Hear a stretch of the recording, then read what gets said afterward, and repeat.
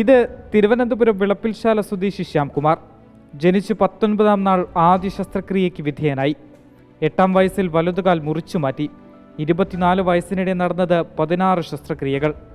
കഴിഞ്ഞ വർഷം വൃക്കയും തകരാറിലായി. പക്ഷേ ശ്യാം തളർന്നില്ല.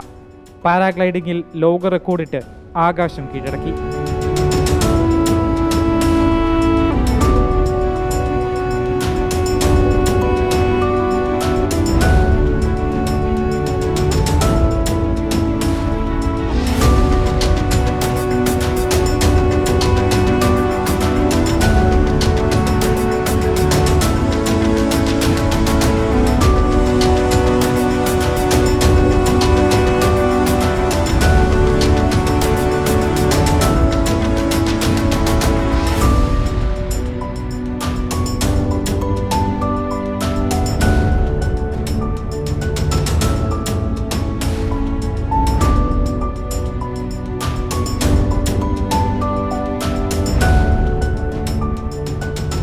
സ്കൈ ഡൈവിംഗ് കുട്ടിക്കാലം മുതലുള്ള ശ്യാമിന്റെ സ്വപ്നമാണ്.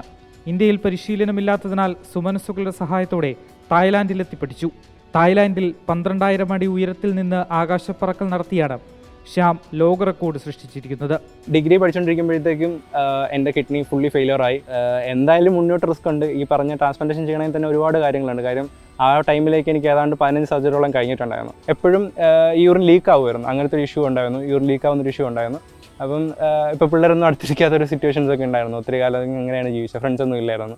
അങ്ങനെ ആരും ഇല്ലാത്തൊരു അവസ്ഥയിലാണ് ജീവിച്ചിരുന്നത്. ഇപ്പം എനിക്ക് 2 വേൾഡ് റെക്കോർഡ്സ് ഉണ്ട്. ഒന്ന് world's first youngest amputee paragliding പൈലറ്റും world's first youngest amputee sky ഡൈവറുമാണ്. അതായത് ഏറ്റവും പ്രായം കുറഞ്ഞ സ്കൈ ഡൈവറും ഏറ്റവും പ്രായം കുറഞ്ഞ പാരാഗ്ലൈഡിംഗ് പൈലറ്റുമാണ് ഞാൻ ഇന്ന് ഈ വേൾഡിൽ.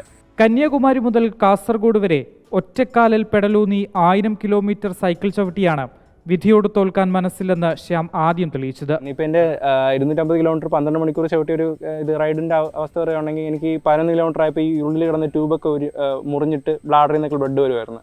അങ്ങനത്തെ ഒരു സിറ്റുവേഷൻ വെച്ചിട്ടാണ് പിന്നെ 250 കിലോമീറ്റേഴ്സ് കംപ്ലീറ്റ് ചെയ്യുന്നത്.